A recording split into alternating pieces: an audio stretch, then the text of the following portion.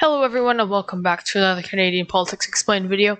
And in today's video we're going to be going over how the Conservatives might be able to win the next election, which will probably be later this year, or it could be later in 2022 or even 2023. So first of all, in the polls, the Liberals are polling about 6 points ahead right now as of April 6th, and this hasn't changed too much in quite a while actually. In October 2020, about 6 months ago, they were polling at 36%, and now the Liberals are polling at 35.4%. So the Liberal support hasn't really changed too much. However, the Conservative support has gone down a slight bit, but still it's pretty minuscule, only about 1.2%, as of April 6th, obviously.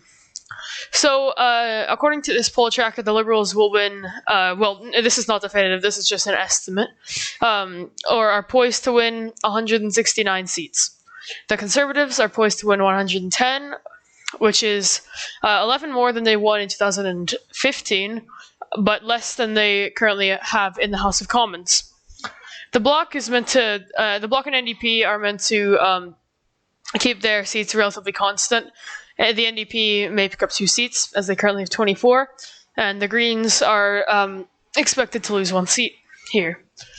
So, looking at these numbers, you might think that it's very improbable that the Conservatives will be able to win the most seats, because as you can see here, there's only a 7% chance that they will win the most seats.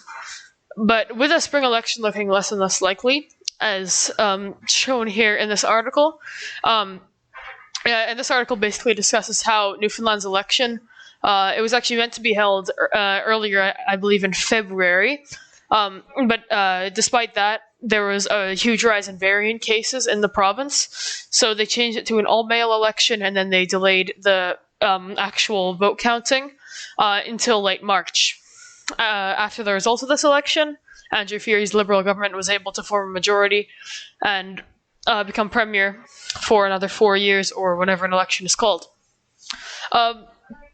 So the Liberal government is looking less likely to call an election to happen in the spring, mostly because of rising COVID cases, as it would be seen as very irresponsible to hold an election that really isn't necessary, as the government is still functioning in the middle of a COVID-19 third wave. And if I open up the CTV tracker here, as you can see, Canada is definitely in the midst of a third wave, as cases went down for February and March, but now they are increasing, and just yesterday there were 6,900 cases reported.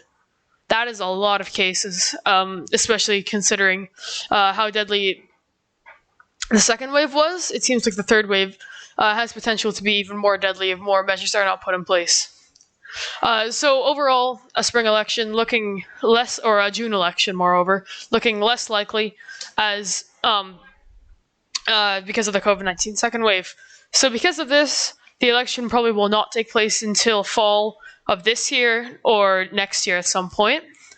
But it's very likely to happen before the deadline of 2023 because of the minority government that Justin Trudeau currently has. So if I go over here and switch this to 2011, this is when Stephen Harper was able to win 166 seats for a majority government, while winning the popular vote by a pretty wide margin over the NDP.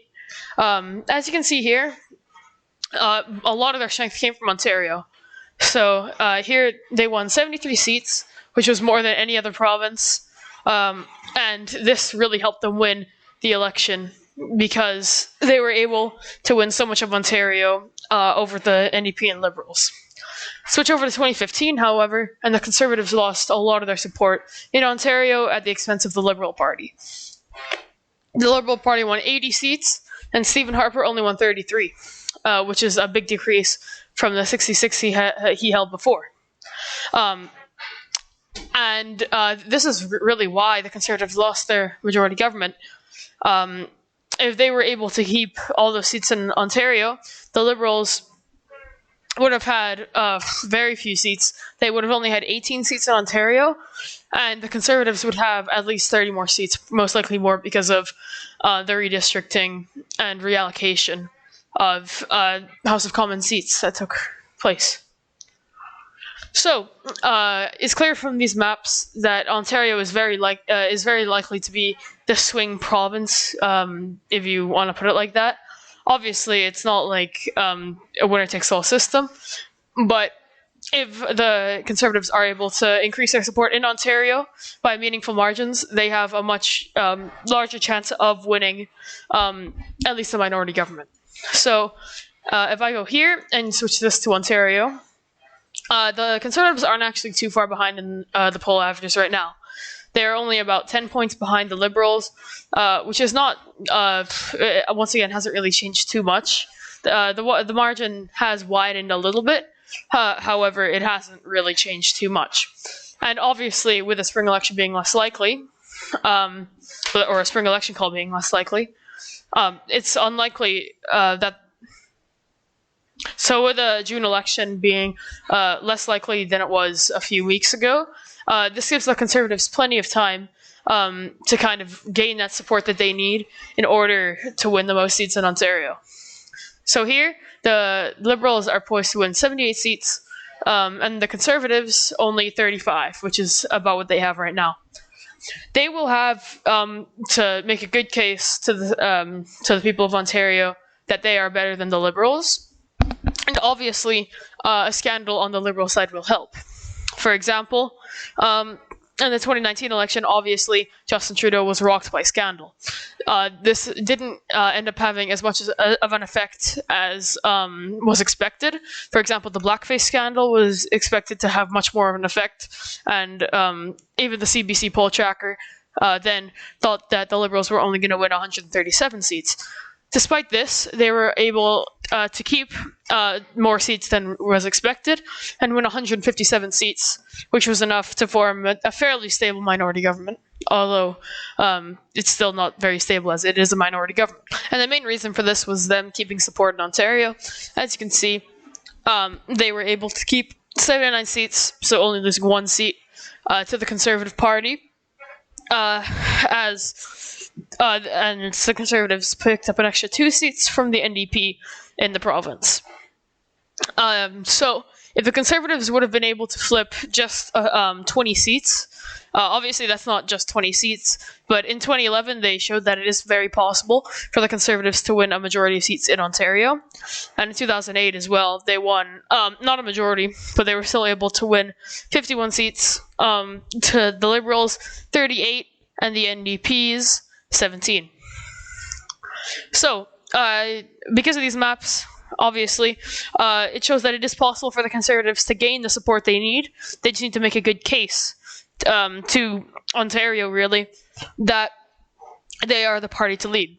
However, Doug Ford most likely is not helping things, as he's recently had to announce a third lockdown because of rapidly rising COVID cases in Ontario. And if I switch this to Ontario here, as you can see, their third wave is almost outpacing their second wave in terms of case counts already. And this rise has been much steeper than the second wave was. As you can see here, the second wave built up from early October to all the way up until about the new year, and then it started rising or declining rapidly. But this one has gone from about a manageable caseload all the way up to a non-manageable caseload, and now they've had to institute another lockdown due to these numbers.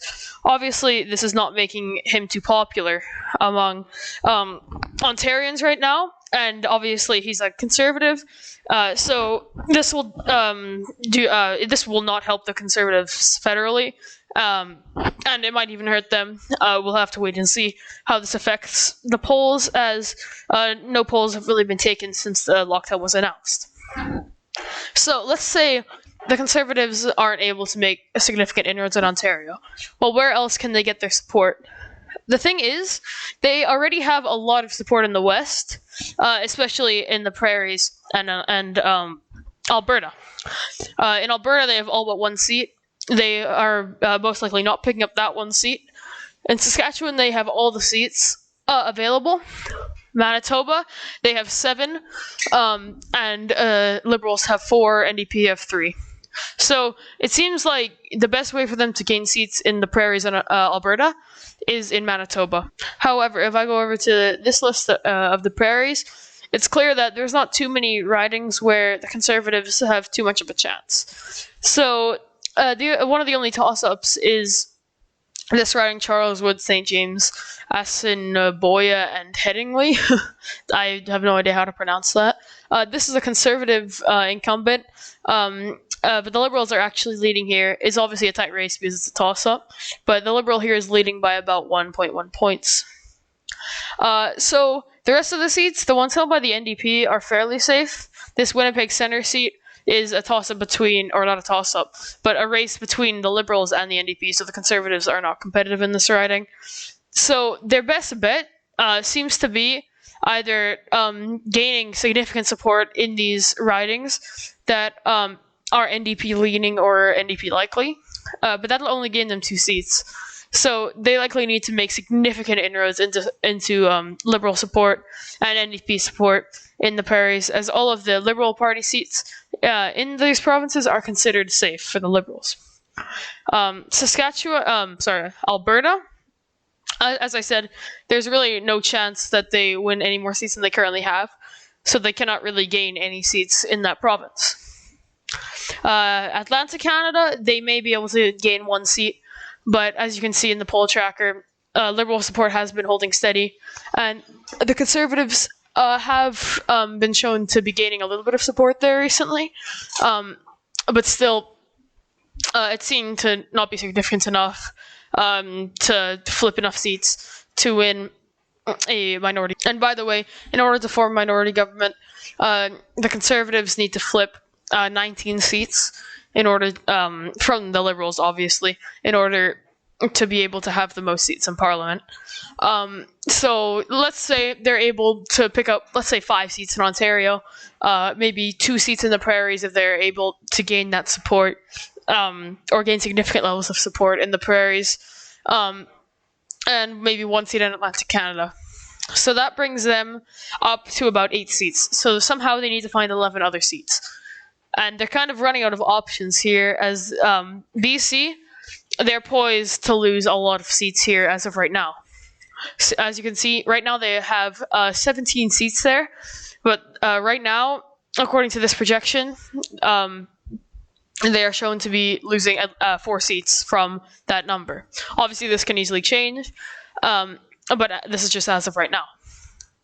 So if I find the list of electoral districts here, there are some seats which the Conservatives can flip.